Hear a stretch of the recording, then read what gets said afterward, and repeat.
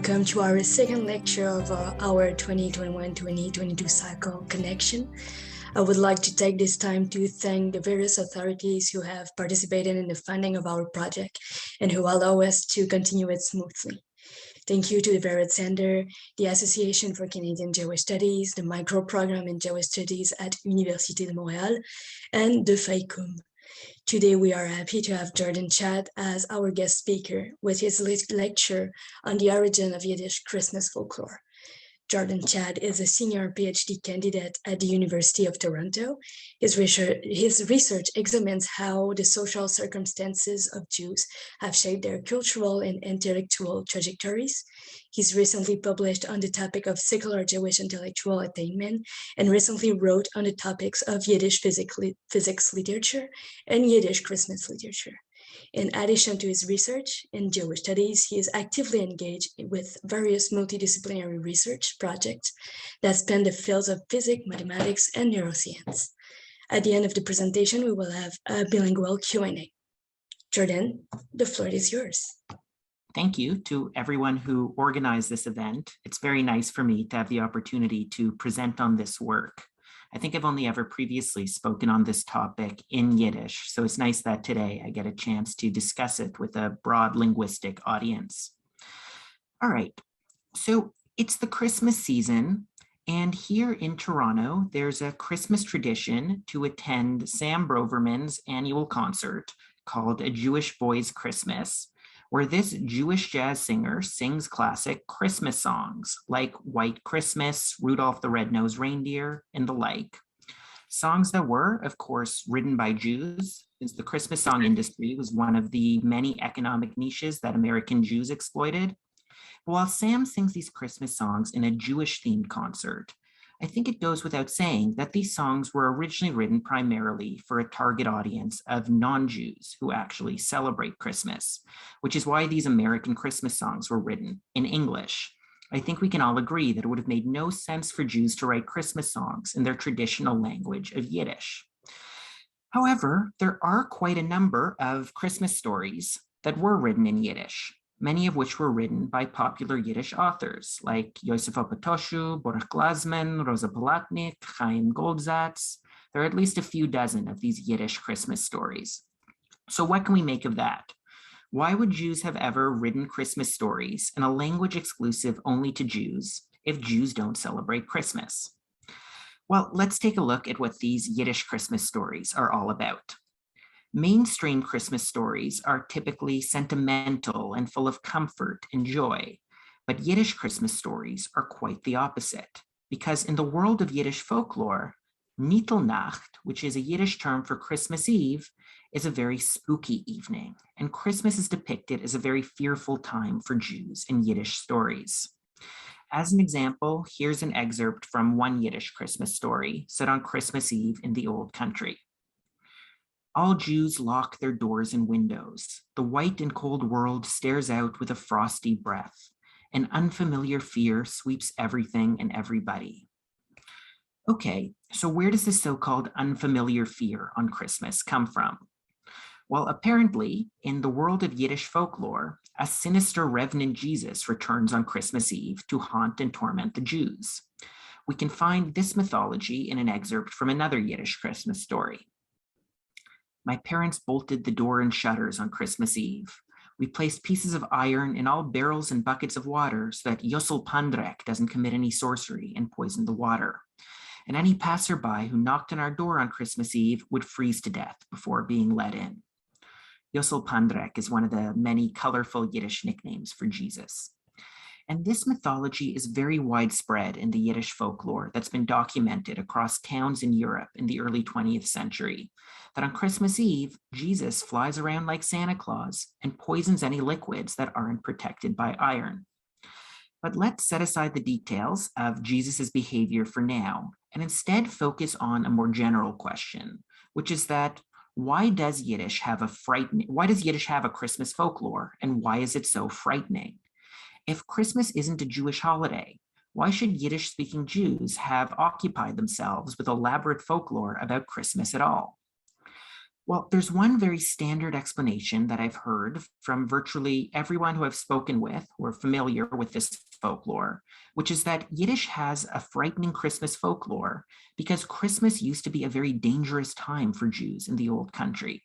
And this frightening folklore arose out of a real fear of danger Sarah, who I haven't been in contact with for a long time, emailed me, Stan, Mike, and like Chris, Julia, Duncan.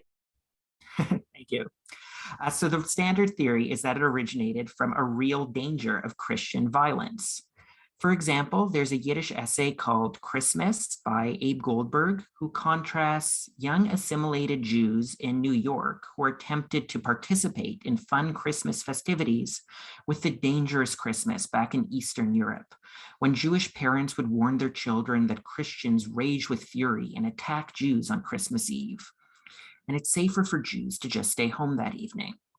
So the standard theory of the origin of Yiddish Christmas folklore seems to be that it arose in opposition to Christmas, or that Jews originally locked their doors and windows on Christmas Eve due to physical danger, and they later developed folklore describing that danger as an evil flying Jesus, as a sort of personification of that Christian danger. So that's a very nice origin story for Yiddish Christmas folklore, but is it true? Was Christmas Eve really ever a disproportionately dangerous time for Jews relative to other times of the year?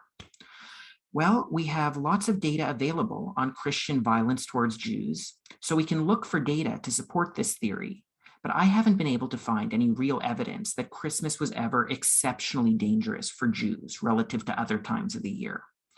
There is one time of the year that is very well documented to have been exceptionally dangerous towards Jews, but it isn't Christmas, but rather it's the holiest day in Christianity, Easter, that's well documented to have been a period of rioting and stoning against Jews across Europe since antiquity, serving as revenge for the passion and crucifixion of Jesus. Even in modern times, most of the largest pogromen or riots against Jews have taken place on Easter, like the big Kishinev and Odessa pogromen. But Christmas doesn't have as much documented anti-Semitic behavior and violence towards Jews, and Christmas is also a more minor holiday in Christianity than Easter. So I think the claims that Christmas used to be a fearful time for Jews due to physical danger is just a rationalization of this frightening Yiddish folklore, but it doesn't seem to be the actual origin of this Yiddish Christmas folklore. All right, so if Jews were not getting disproportionately assaulted on Christmas Eve, how did they spend the evening? Well, we can look to Yiddish memoirs of Old World Jewish life and get a sense by seeing how Christmas is discussed in passing. We don't want to look at Yiddish essays like the one I mentioned by Abe Goldberg that contrast young American Jews celebrating Christmas with a dangerous Christmas back in Eastern Europe, because those types of essays seem to have an agenda to convey a message that Jews should not be celebrating Christmas because Christmas used to be an anti-Jewish holiday. That's just propaganda, regardless of what the true history is. There's a lot of anti-Christmas propaganda and anti-assimilation propaganda in the Yiddish literature. But if we dig a bit deeper, we can also find more impartial descriptions of Christmas in the old country. And these more reliable Christmas memories are actually quite the opposite of the Easter memories of hiding from danger. In fact, the Christmas memories that we find in Yiddish aren't even very different from the joyful Christmas memories of Christians, with consistent descriptions of Jews having fun and being merry on Christmas Eve. It's not even uncommon for Jews to have described Christmas as the most wonderful time of the year that Jewish children would look forward to all year long. We naturally have less sources from women. We have a lot of sources from Jewish men who consistently recall fond Christmas Eve memories of their youth, when Christmas Eve was a blissful vacation from rigorous Torah study throughout the year, and it was a rare night when they could just have fun and play games. As an example, here's an excerpt of a Christmas memory from a Jewish immigrant in Winnipeg. We were free from cheder that evening, and that, of course, was no small feat. And moreover, as soon as the lights in the house were turned on, we immediately rushed the prohibited cards and played like fools, activities which on an ordinary day would earn us ardent slaps from the higher authorities. And today, nobody says anything to us. We find lots of joyful Christmas memories like this in the Yiddish literature. So from the perspective that frightening Yiddish Christmas folklore arose in opposition to Christmas as a reaction to danger, the idea of Jewish boys being merry on Christmas is certainly strange. And there are lots of reasons that Jews have given for why they were merry on Christmas, like that it was somehow supposed to be a way of mocking Christianity, that it was just something for them to do while they were hiding from danger in their homes. But I think these are also just rationalizations of why Jews were having fun on Christmas, rather than the actual origin of why they had fun on Christmas. There need to be a more profound reason why Jewish boys were given a break from Torah study to play games, because that was pretty unheard of in Jewish culture. Well, this phenomenon of Jews being merry on Christmas was studied by the scholar Isaac Rivkind, who published the most comprehensive academic study of Jewish Christmas traditions that can be found in the Yiddish literature. And Rivkind compares Christmas memoirs between Jewish and Christian sources and concludes that Christmas, at least in recent centuries, has been just as merry a holiday for Jews as it has been for Christians. And Rivkind makes fun of American Jewish immigrants in America who tell their children not to celebrate Christmas, when these Jews have already kind of been celebrating on Christmas for the past few centuries. Of course, Jews were not celebrating the birth of Jesus. They were rather spreading frightening folklore about Jesus and calling him derogatory names. But if we just look past this Christ aspect of Christmas, then it does seem like Christmas Eve was something of a holiday for Jews in the old country. Rivkind cites a specific Yiddish Christmas poem as a way of illustrating old world Jewish sentiments towards Christmas. There are actually quite a number of Christmas poems that were written in Yiddish, and here's the last stanza of the poem that Rivkind cites. A wonderful white Christmas Eve, a calmness lingers in all corners, the fire flickers and the window panes sparkle. My father plays cards instead of studying. The evening buzzes with children and with games, with gruesome stories of Yozel and Galilee. Yozel being yet another Yiddish nickname for Jesus. So now this last line of the poem is obviously significant, as it reveals the major difference between what Jews and Christians were doing on Christmas Eve. But I think for our purposes, the take-home message is that Christmas Eve used to be very similar among Jews and Christians, but with the Christ aspect inverted among Jews to reflect an anti-Christian perspective. So Yiddish Christmas folklore very clearly inverts the Christ aspect of Christmas. But that doesn't explain why Jews were so interested in Christmas to begin with, as opposed to other Christian holidays that don't have as much of an elaborate folklore, an elaborate Yiddish folklore. And there are quite a few questions that we can ask about these Jewish Christmas traditions. So first and foremost, why were Jews having fun and being merry on Christmas Eve?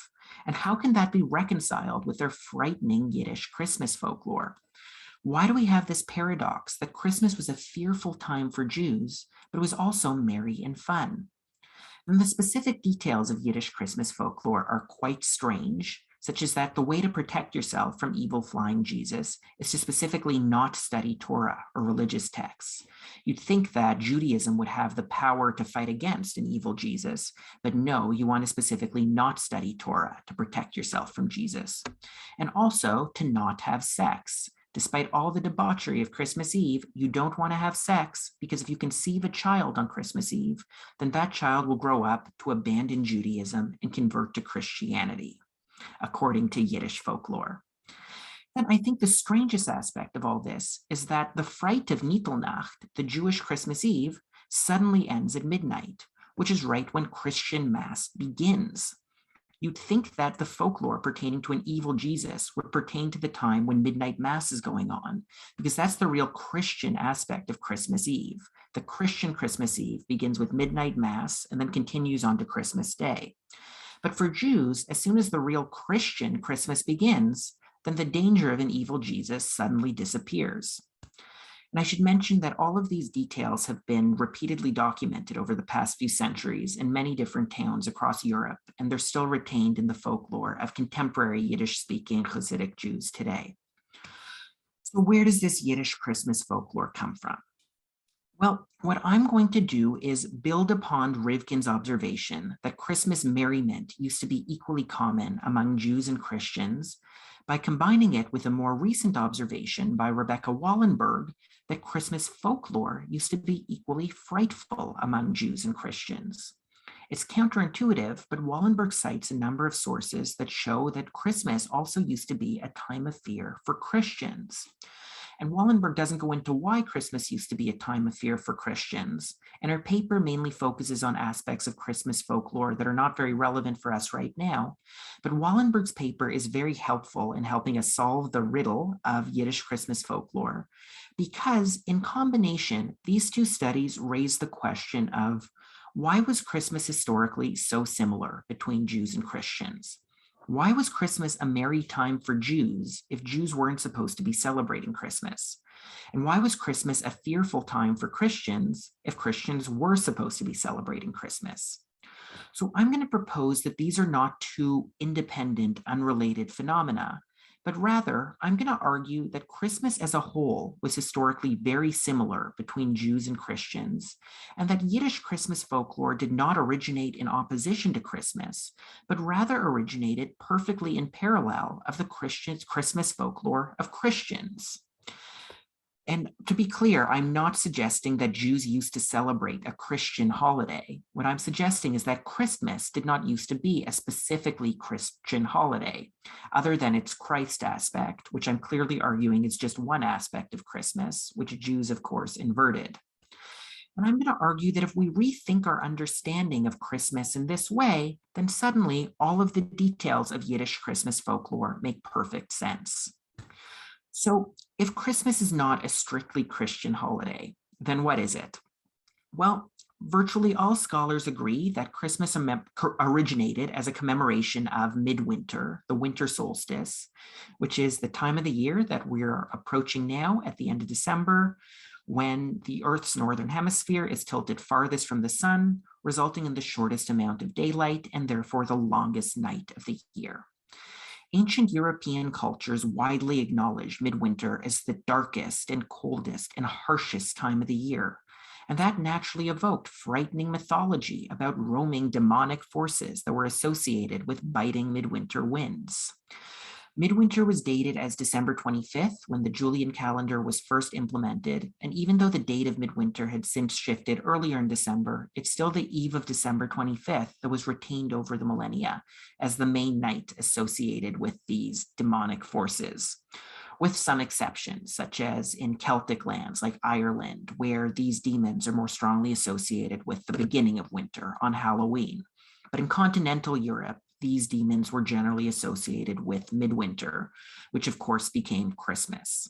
And I'll talk more about how midwinter became Christmas soon, but for now I just want to emphasize that before the modern period, Christmas folklore among Christians was generally quite frightful and focused on these demonic forces that roam on Christmas. The exact identity of the demonic forces varied across cultures depending on each culture's individual circumstances. So in Northeastern Europe, Christmas Eve was a time when werewolves would transform, and in Southeastern Europe, it was a time when vampires would arise from underground. But I actually want to focus on Western Europe, or Northwestern Europe, in the so-called Ashkenaz region of Upper Germany, because that's where Yiddish Christmas folklore seems to have originated. And in Northwestern Europe, in this region, the Christmas demons were ghosts. And again, the cultural variation, the regional variation between these Christmas demons was not just random, but each culture's Christmas demon represented their own circumstances. The choice of ghosts represented theological developments in Northwestern Europe in the High Middle Ages that led to the popularization of the concept of purgatory.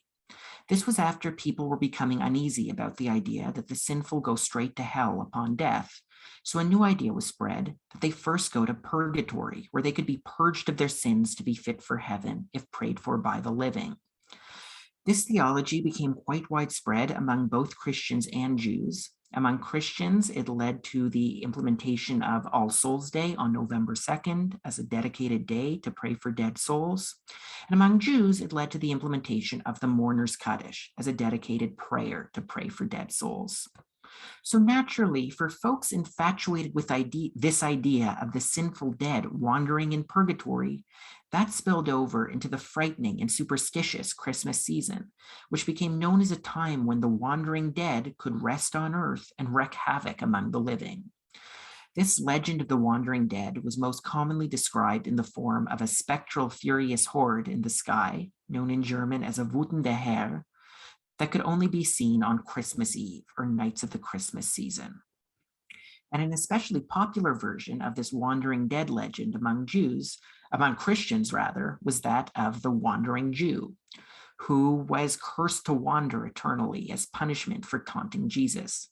And according to some versions of this wandering Jew legend, the one night of the year when the wandering Jew was able to rest was Christmas Eve, where he would lurk outside Christian homes. And Jews also had their own versions of the wandering dead legend that's often recounted in rabbinic legends describing how Jewish prayer has the power to provide rest to the wandering. And in early legends about the mourner's Kaddish, the wandering dead is given a very specific identity as the wandering Jesus, although rabbinic literature doesn't refer to Jesus by name and instead refers to him as Oise Hoish, which means that man. The identification of the wandering dead in Jewish tradition as Jesus is significant, not only because it's an inversion of the wandering Jew, but because it's a repudiation of Christian claims that Jesus ascended to heaven. In Yiddish, we say, nicht gesteigen, nicht geflogen. He didn't rise up and he didn't fly. But rather, Jews traditionally believed that Jesus was eternally condemned to hell for allegedly deceiving his followers. But upon the popularization of this idea that the sinful dead don't go straight to hell, but first wander in purgatory, Jewish thinking changed to say that Jesus also wanders in purgatory. And Jewish prayer is so powerful that it can even provide rest to the wandering Jesus, the epitome of he who deserves to be condemned eternally. So Jewish legends began to spread about the wandering Jesus, and that if you see the ghost of Jesus, you don't want to unleash any Jewish spiritual energy, because that could strengthen and empower Jesus and can provide him with a chance to rest and potentially creep inside your home. And of course, the one night of the year when the ghost of Jesus was out was the same night of the year when all ghosts were out. It was Christmas Eve. So in the early modern Ashkenaz region, we see very clear parallels between the Christmas folklore of Christians and Jews. Both Christians and Jews were afraid of wandering ghosts that evening. They were also both afraid of unleashing spiritual energy that could empower and strengthen these ghosts. Among Christians, these ghosts just took on whatever identity of the ghosts that they had in their folklore. Sometimes it was the wandering Jew, and sometimes it was just other ghosts. Whereas among Jews, the evil ghost that they had in their tradition was Jesus. So now, how does all the merriment of Christmas relate to this frightening folklore? Well, it's counterintuitive, but this merriment of Christmas seems to have originated as a direct response of this frightening folklore, based on an ancient superstition that rowdy merriment could be used to ward off demonic forces. And virtually all ancient European cultures had a midwinter festival that was designed to alleviate fear and bring light to the darkness. Bruce Forbes nicely sums up the concept of these festivals as a festival of lights with candles and burning logs and anything else to push back the darkness. These festivals were also very superstitious because it was a superstition that rowdy merriment could ward off dark forces. The most well-documented of these festivals is Saturnalia in Rome, which was a riotously merry festival that involved the lighting and exchange of candles as a way of commemorating the dedication of the Temple of Saturn. Then in the Roman province of Judea, we had, of course, Hanukkah, which was a Jewish version of the Saturnalian Festival of Lights, that instead of commemorating the dedication of the Temple of Saturn, it commemorated the dedication of the Temple of Jerusalem. Then up north, we had Yule, which is also described as having been a very merry festival. I won't go into all of these, but a common theme among these ancient midwinter festivals, in addition to the idea of being merry to ward off dark forces, was this idea of the birth of the sun at midwinter, because after midwinter, the days gradually become longer again. And we know that Rome had a specific festival of the sun on December 25th, following the end of Saturnalia. And when Rome adopted Christianity in the 4th century, there was a desire to Christianize all of this pagan merriness surrounding midwinter. So the Midwinter festival was modified. Instead of commemorating the birth of the sun, it commemorated the birth of Jesus, who was viewed as the light of the world among Christians. The birth of Jesus became a Christian metaphor for the birth of the sun. From a practical perspective, this Christianization meant implementation of the midnight mass church service as an official way of commemorating Jesus' birth, which in turn initiated a 12-day festive period.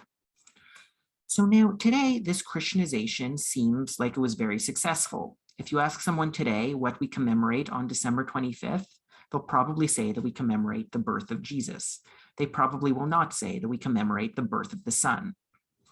However, we know that the connotation of Christmas goes well beyond the birth of Jesus, and this Christianization was not quite as successful as it seems, because midwinter remained the most frightening and superstitious time of the year, so the pagan-like merriment continued, because it was believed that merriment was essential for alleviating fear and bringing light to the darkness. There are many records of Christian authorities attempting to overturn and replace this topsy-turvy merriment with Christian religious rituals, but religious rites seem to have been the last thing that Christian folks wanted to do on Christmas Eve, because as we saw, it was believed that religious spiritual energy could strengthen these Christmas demons. We saw that in the West, where there are ghosts on Christmas. So folks were rowdy and merry on Christmas Eve as a way of warding off these ghosts instead of engaging in religious rites. This was up until midnight. Then at midnight, it was believed that the danger of these ghosts were gone so that it could be safe to go and attend midnight mass. And even in the East, we see the same thing documented in the North and South. So for example, in Bulgaria, there was a custom to abstain from religious rites, from Christian religious rites during the 12 days of Christmas to avoid strengthening the vampires that roamed on Christmas in Bulgaria. And even today, in some parts of Bulgaria, the 12 days of Christmas are still known as the pagan days, because they're based on pagan-like merriment instead of Christian religious piety. So Christian authorities attempted to fight back in the High Middle Ages, which is when this madness seems to have climaxed, by attempting to change the name of the Midwinter Festival to emphasize its Christian component, which was midnight mass. So in English, it became Christmas, Christmas, and in German, its eve became Christnacht, Christ night, or Weihnacht, Holy Night. And these names were successfully implemented to refer to the Christian aspect of the evening, like midnight mass. But in the hours leading up to midnight, when folks were more afraid of these frightening ghosts and were avoiding Christian religious rites, they weren't referring to that evening as Christnacht. Instead, there are many other common folk names for Christmas Eve that we can find documented in German, like Rauhnacht, Rauchnacht, Rumpelnacht, Innernacht, Unternacht, Lange Nacht. These names clearly undermine the Christian significance of the evening and instead emphasize a night of spookiness rather than a night of holiness. These names generally did not only refer to Christmas Eve, they could sometimes be used to refer to all 12 nights of Christmas. Sometimes they referred to many nights leading up to Christmas. Example is the name Klopfensnacht, which traditionally referred to the Thursdays leading up to Christmas, although Klopfensnacht could really refer to any night in the Christmas season, depending on what village you're looking at. The name Knocking Night derives from the Christmastime custom of putting on costumes, knocking on doors, and demanding treats. So basically the same as the modern trick-or-treating, which in continental Europe used to be associated with Christmas rather than Halloween. And then we have the folk name Nitelnacht, which is quite interesting to us, given its similarity to the Yiddish name Nittelnacht. The word needle in Middle High German meant milk cream, because cream soup was one of the most popular winter dishes in Central Europe, and the name Needle Night probably derived from the Christmas Eve custom of leaving out milk cream as an offering to the ghosts that visit. That's a very well-documented Christmas Eve custom. But among the people who use the name Nidelnacht today, they seem to interpret the word needle quite differently. Some say that needle is just another word for knocking, and that Nidelnacht is synonymous with Klopfensnacht. Others say that needle is the name of a devil that visits on Christmas Eve and allows for the ghosts of wandering sinners to return. But in any case, this name Nidelnacht seems to be just another name for the same idea of a night where you engage in pagan-like merriment as opposed to religious piety in order to ward off ghosts that are roaming. And of course, the Yiddish name Nittelnacht also seems to be the exact same idea, because both Jews and Christians were afraid of wandering ghosts on Christmas Eve, but they were also both afraid of unleashing religious spiritual energy that could empower these ghosts. So they instead replaced their standard religious practices with playing cards or gambling or other forms of merriment. And this explains why Jews traditionally refrained from studying Torah until midnight on Christmas Eve. Then at midnight, it was believed that the danger of the ghost was gone and Christians could safely go to midnight mass, and then Jews could also resume their Torah study. If you've ever been to a Hasidic Jewish neighborhood on Christmas Eve, you may have seen that at midnight, they end their games of chess and then enter their study halls in droves. So I think this Yiddish Nittelnacht is really the exact same thing as the German Nidelnacht. It's not any sort of antithesis because Nidelnacht and Nittelnacht were both just a night of telling ghost stories. And in Yiddish, that ghost was Jesus.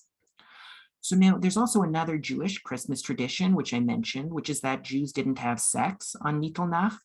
And that's also based on a classic superstition that also existed among Christians, which is that those born or conceived in the presence of demonic forces were corrupted by those forces. I think Rebecca Wallenberg mentions this in her paper as well. So in Romania, where Christmas Eve was a time of werewolf transformation, then those conceived on Christmas Eve were fated to develop wolf-like features, such as developing a hare lip or wolf ears. And the church in Romania actually restricted sexual relations on Christmas Eve due to this belief. Then in Bulgaria, where vampire-like creatures roamed on Christmas, it was believed that those born on Christmas were fated to become those vampire-like creatures. In England and Germany and wherever else there were ghosts that roamed on Christmas, it's believed that those born on Christmas were fated to be cursed to see ghosts. They'd become geistersichtig, ghost-sighted. And then Jews who were haunted by Jesus on Christmas Eve, the Jews who were conceived on Christmas Eve were corrupted by Jesus to turn out just like Jesus's followers did. They'd abandoned Judaism for Christianity. So the riddle of Yiddish Christmas folklore really isn't that much of a riddle if we understand what Christmas meant to Christian folks at the same time. So we can now return to the questions we asked about Yiddish Christmas folklore, and we see that Christmas was paradoxically a both fearful and merry time for Jews, because that was just the nature of Christmas for everyone. It was the most frightening time of the year, and people were merry to alleviate that fear. The details of Yiddish Christmas folklore are very counterintuitive because they're not based on any principle in Judaism, but they're rather based on folk superstitions that existed in the external Christian environment. And the Fate of Nittelnacht suddenly ended at midnight when the real Christian Christmas Eve began is because the Yiddish Christmas folklore was not in opposition to Christianity or the Christian aspect of Christmas Eve, but it was rather a response to what happened in the hours before that, when there were ghosts that were roaming. Then when midnight struck and Christians were able to go to midnight mass, the fear of the ghosts was over and Jews no longer cared. I should also mention earlier I described the folklore that Jesus poisons unprotected liquids on Christmas Eve. And that's also based on a very old Midwinter superstition that any unprotected liquids left out at Midwinter would be poisoned by supernatural forces that roam. And Jews believed in that Midwinter superstition long before they came to Ashkenaz. It was only, I think, in the 19th century that Jews began blaming Jesus for that behavior. So for that activity. So Yiddish Christmas folklore is really just a Yiddish midwinter folklore, where the Jewish midwinter demon is Jesus. So now I'm just going to quickly end by bringing up the important point that when Jewish immigrants arrived in the New World, Christmas was no longer spooky. The New World Christmas emphasized light instead of darkness, and Christmas folklore in the New World was generally more concerned with getting visits from someone jolly like Santa Claus, as opposed to getting visits from evil ghosts. This mainly started with Charles Dickens, who transformed the classic Christmas ghost story into a story about Christmas ghosts teaching a lesson about finding comfort and joy on Christmas. But for Jewish immigrants, this new type of Christmas introduced a new fear, not of an evil flying Jesus, but of assimilation, because their children wanted to decorate Christmas trees and sing Christmas carols and hang Christmas stockings. And Jewish Christmas traditions in the Old World were never associated with this threat of assimilation. But conveniently, Jewish immigrants had the perfect elixir to respond to their children wanting to celebrate Christmas: their old, dark Yiddish Christmas folklore. Jewish immigrants were able to respond with their children wanting to celebrate Christmas with proof that Christmas used to be an anti-Jewish holiday. Because in the old world, Christmas was a very fearful and frightening time for Jews. And these Yiddish Christmas stories became popular among Jewish immigrants because the fear depicted in these Yiddish Christmas stories was representative and mirrored the fear that many Jewish immigrants had of their children abandoning traditional Jewish values by doing things like celebrating Christmas. So while Yiddish Christmas folklore did not originate in opposition to Christmas, it certainly did turn into a sort of opposition to Christmas. So I'll conclude by saying that this case of Christmas serves as a very nice illustrative example of how Jewish traditions were often shaped by the external, contemporaneous, non-Jewish environment. And I think that if we try to understand elements of Jewish culture in terms of this broader external environment in which they were shaped, we may be able to yield some very interesting insights about the origin of all sorts of Jewish folklore and traditions. So thank you very much, and I look forward to hearing some of your feedback on this idea. Thank you. Thank you so much, Jordan. It was a really highly interesting presentation. So I think we can go to the Q&A section of the event.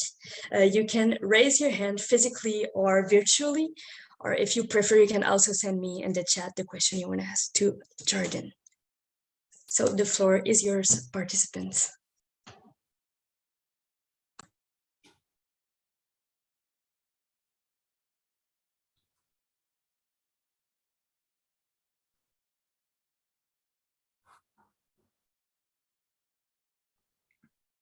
Go ahead, Fraggle.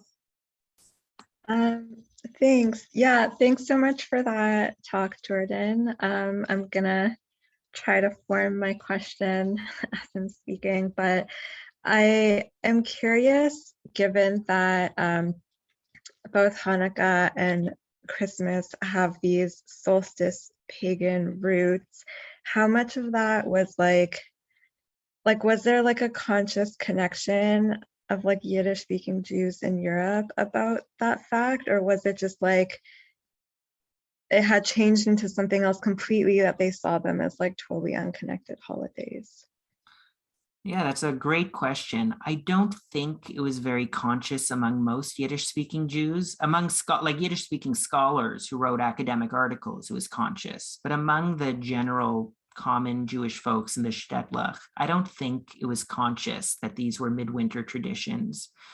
I'd imagine they must. I think there probably is some rabbinic literature that mentions how both Christmas and Hanukkah both involve lights, and light brings, like lighting candles brings light to the darkness. So I'm sure there were some observations that these are all the same, like all these midwinter festivals are the same idea.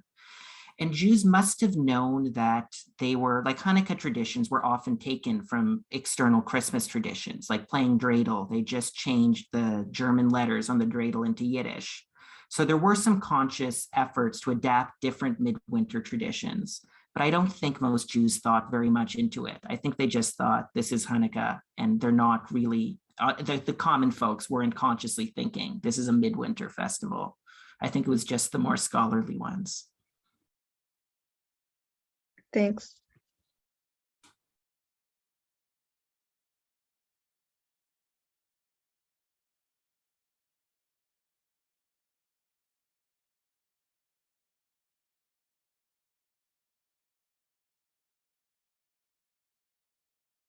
Do we have other questions for Jordan? Oh, yeah, we have one in the chat. So have you carried on to more modern research? By modern, do you mean, what do you mean by modern? Like Jewish Christmas traditions in the modern times, like in recent years? I actually present, sorry, I can't show the screen right now. I'm having a problem with my thing, but it was very interesting. I wrote a paper on Jews and Christmas, but only went, and another colleague of mine wrote one too, but he was looking at sort of earlier times, and I was looking at sort of more recent times and looking at the aspect of it that had to do with, because it's happening. I'm in England, and it's very difficult. There's very little understanding that not everyone celebrates Christmas. So I just wondered if you'd been looking at the aspect of this which has to do with assimilatory sorts of pressures and the like. Yeah, I mean, that's definitely a very hot topic in looking at Jews and Christmas today. I think for me, I've mainly been looking at Yiddish sources. And of course, the assimilation and the idea of modern Jews celebrating Christmas was strongly associated with abandoning Yiddish. So kind of where the Yiddish literature leaves off is where the modern assimilated Christmas begins. So the most recent Yiddish stories written about Christmas generally deal with assimilation as the main theme. These Yiddish writers seem to be aware that they're the last generation, or their last generation that's very widely writing Yiddish Christmas stories. Of course, there's still Yiddish today, but I mean, there's much less Yiddish now. And Christmas served as a sort of metaphor in Yiddish stories, as an abandonment of Yiddish will be associated with an embracement of Christmas. I haven't really researched much past that. That's kind of when the Yiddish ends and then the more modern Christmas begins. I'll leave it to other scholars to look at. I wish I'd done what you'd done too. That sounds fascinating. We could have collaborated, but thank you. I really, yeah, there's so many questions, but too many to ask right now. Thank you. I appreciate your interest.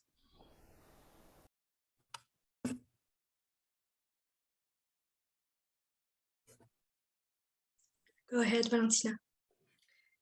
Thank you, Jordan. We really wanted you to present today before Christmas because I think it's the right time to do so.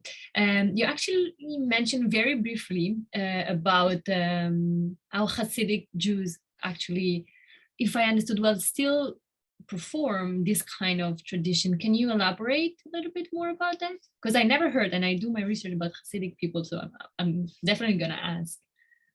Yeah, it's worth checking out Hasidic neighborhoods on Christmas Eve. Maybe not this year because it's Friday night, but in general, the most common form of merriment among Hasidic Jews is now playing chess. I think that's because a Hasidic Rebbe once played chess on Nittelnacht, and then all the Hasidic Jews decided that's what they're going to do. But I think it's very common among Hasidic Jews. I don't know of any Hasidic Jews that would study Torah on Christmas Eve. And it's still retained up until midnight. And then at midnight, you see all these Hasidic Jews entering their study halls once again. If you're interested, I could talk quite a bit about this. It's actually not only on Christmas Eve they do this. They do it both on the Gregorian Christmas Eve and the Julian Christmas Eve, because it's just like when we celebrate Jewish holidays 2 days, if we don't know which one's the exact day. So there's a whole big Hasidic Jewish tradition today involved with Nittelnacht. And if you want to know more, I could send you some more information on that. Definitely, thank you. I would like to, because I'm very interested in this kind of different temporalities, because and how we deal with time is, and you show it very well, is a way to define boundaries of who we are and who we are not. So, and I find it very interesting because, for example, for another event, which is Halloween, I do live in a Hasidic neighborhood in Montreal, and I work with mothers, so I speak more with women. And I have one of the women who told me that during Halloween, she actually liked to go, she asked sometimes to her husband to bring her with the car around, because she's like, I'm scared sometimes, but I also would like to see and do, but she doesn't say it out loud, but she's actually curious. So it's something that divides, but because it's something that could create also kind of curiosity as the kids, as you said, and context. So I would definitely be interested to hear more if you can. Sure. Michael, go ahead. This is just a tiny question building off of the last one about time. You mentioned how the calendar used to be that solstice was on the 25th and then it shifted. And I was wondering, like, did people not care that they were celebrating a holiday based on the spirits being dangerous on solstice 4 days after the fact? Or was it just like their understanding of astronomy was just like not like at the forefront. So they were like, oh, this is still the same night. That's a great question. And they did know that the winter solstice shifted earlier. A lot of people later on would start to have folklore about these demonic forces also on the real winter solstice. I think it's because when Christmas was implemented in the 4th century, at the time it was the winter solstice. So people began to just, in their folklore, they began to think these demons come out on Christmas. And even though the winter solstice stayed, they would still, parents would tell their children on Christmas, these ghosts come out. So I think they just had the idea in their mind that Christmas is the night when the ghosts come out, even though they were aware that that wasn't necessarily the single longest night.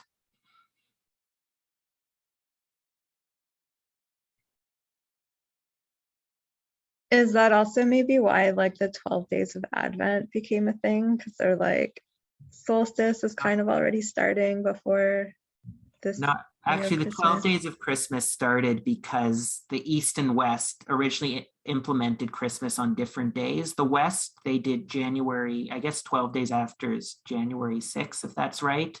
It was just for, it didn't have to do with the winter solstice. It was just a more technical, complicated reason why there are 12 days of Christmas. Although among common folks, I mean, people did think all 12 days of Christmas were just intertwined with this idea of long nights. A lot of people just thought of the 12 days of Christmas as the 12 long nights, the lange Nacht.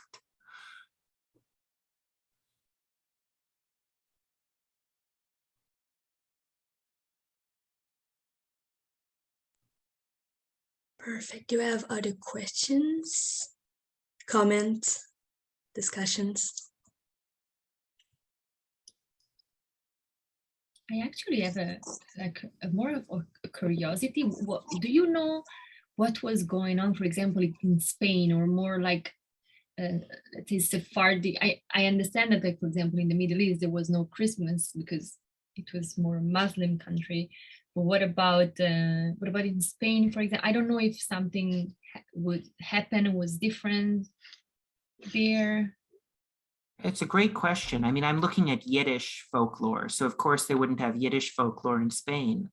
It's a good question though. I don't know if that's actually something that's probably not too hard to research, because we could see what ultra-Orthodox Jews who are Sephardic do today. I wonder if they have any Christmas in their folklore. I'm not aware of it, but that's an interesting question. Yeah, no, or also the opposite, like rather in Muslim country, if there is some kind of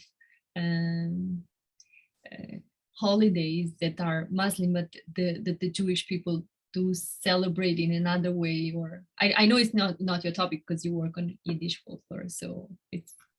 Yeah, I mean, my guess is that the answer is yes. I do think it's fairly well established that all sects of Jews have SECTS, have brought in customs and folklore from whichever environment they were in externally. So I'm sure the answer is yes, that Jews from the Middle East had Muslim-like traditions. I'm sure, like, that's known. I just don't know the details, but it would be very interesting to look into that.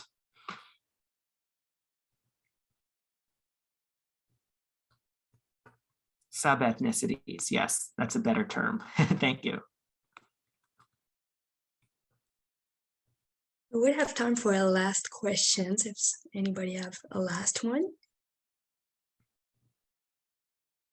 If not, this could be the last word that would conclude our event. I don't want to cut short. Thanks again, Jordan. Thanks for having me. And thanks to our participants that were amazing with their questions. We invite you again to follow us on our social networks, Facebook, Twitter, and Instagram, and to attend our first conference in French, La reconnaissance des femmes au sein des organisations séfarades by Christine Chevalier-Caron on January 19th at noon, so at the same time. Thanks again, everyone, and have good holidays.